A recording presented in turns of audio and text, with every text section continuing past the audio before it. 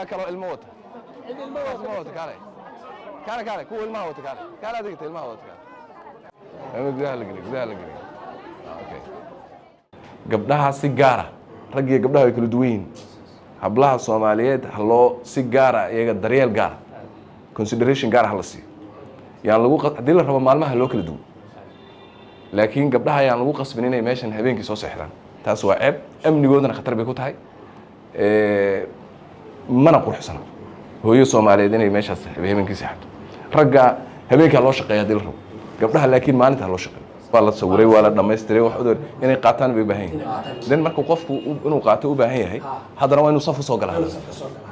okay si ka dhibir lama heli karo oo dadka qaadanay dadkan kale labadooda ma safay ku wada jiraan labadan saf islama geli karaan anu hadaan maalin soo galay oo laba maalmood saf ku jiray oo aan la ii soo dhameeyay informationkii wixii dhan la iga dhameeyo kaar soo qaadanayo waa inaan saf gelin waa inay sahlanaato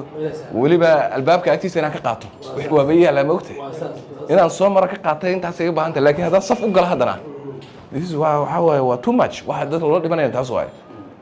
marka inaan bedelno waa taa in la bedelo way maanta horta kow degmadan waan ogahay inay dadku aad u dad badan tahay waa la yaqaan oo de registrationkii oo voter registrationka ka muuqata inay ka mid tahay degmooyinka ugu dadka badan waxay ila tahay dadka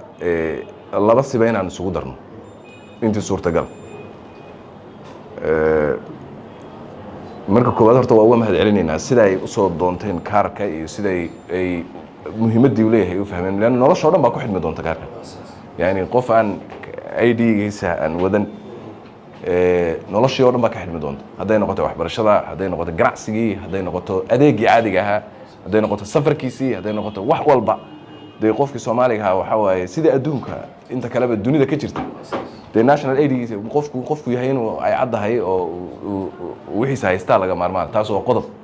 sidaa darteed dadkeenu inay fahmeen oo message-kaasi gaaray way ku mahadsan yihiin annaga marka dawladda waxa laga rabaa hay'addan laga rabaa inay fududeyso dadka say ku helaan wixii dadka roolkoodii ama waajibkoodii way guteen way soo doonteen waxaan rabnaa marka in loo fududeeyaa rabnaa sida loogu fududeynayo ma aha in lacag la saaro maaha dawladdu waad ogtahay way dadaashay lacag la'aan ka dhigtay waad ogtahay qaalistanida say qaali u yihiin maxaan ku dhahay ID-yadan iyo shaqaalaha iyo guryahan iyo kulli wax oo dhan iyo xafiisyaduba de costigeedu aad bay very high way laakiin haddana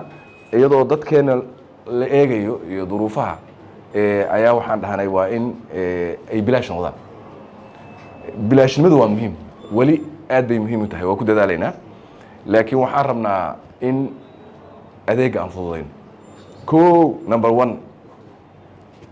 kaar doonashada iyo kaar soo qaadashada waa in la kala saaraa waa inaan qofka hadduu kaarka markii hore doonanayay saf u galay dabcan safku waa muhiim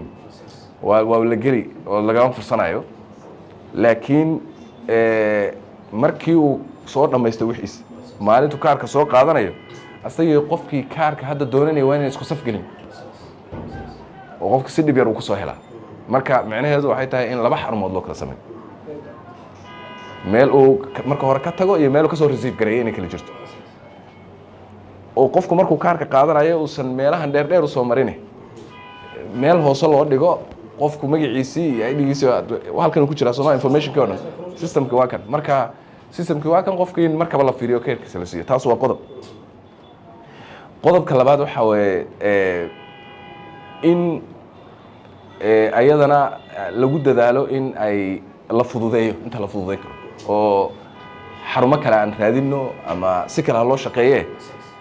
ama 24 hours hal shaqeeyo shaqaalaha shifts hal galiye laakiin in hooyooyin dama inoo saxsaxan meesha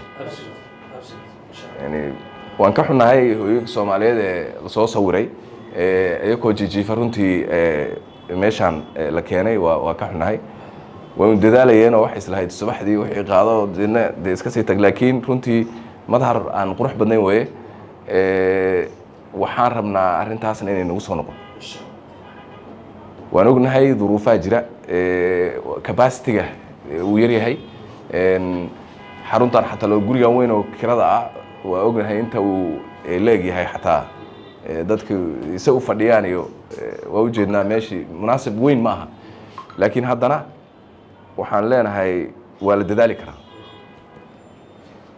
marka dadkeen way dadaaleen way soo doonteen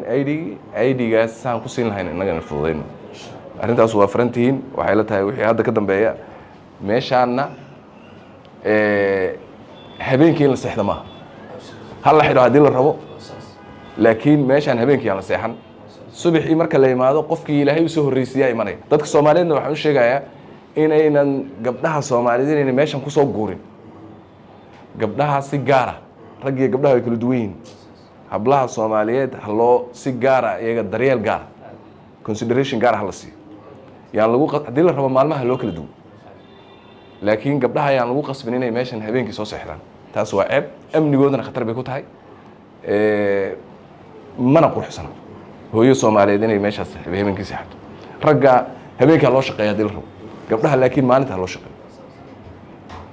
gabdhaha Soomaaliyeed hooyada Soomaaliyeed maalintii waxaa loo shaqeeyo dabcan waxay u baahan tahay wuxuun sabir ah dadkana inay sabraan oo ay ID-ga si degan ay ku qaataan dadka qaarkood oo dadka Soomaaliyeed oo ID-ga qaadanaya isku dayay inay fool xumeeyaan oo adeega dawladda fool xumeeyaanna waxaan leenahay ayaguna arrintaas ka wantoobaan dad baa fool xumeynaya oo mar walba inay adeeg dawladda iyo dawladnimada iyo talaabada hore loo qaadaba ayaga aad moodo inay dhimbil daba ku tahay mushkilad ku ah deedna ka shaqeynaya cagsi iyo wixii fool xumeeyaan oo dhinac kale u gudiyaan marka dadkaasina runtii dariiqa hayaan waxaan leenahay dariiq fool xun waa dariiq fiican maaha dawladnimadu waan taabagelinaynaa maalinba meel baan joognaa ayadoo insha Allah waxaan arki doonaa ay meelo ka waaweyn iyo xarumo ka waaweyn loo hagaajiyay hay'adan loo dhisay dadkuna si dhib yar ay ku qaadan doonaan insha Allah laakiin intaas hadda dhacday oo aan xalay ka daalacanay maxaan ku dhahaa internetyada waxaan rajaynaynaa social media in aan xalino hadii la yiraahdo aad baad mahadsantihiin guuleysta khayr baan rajaynayaa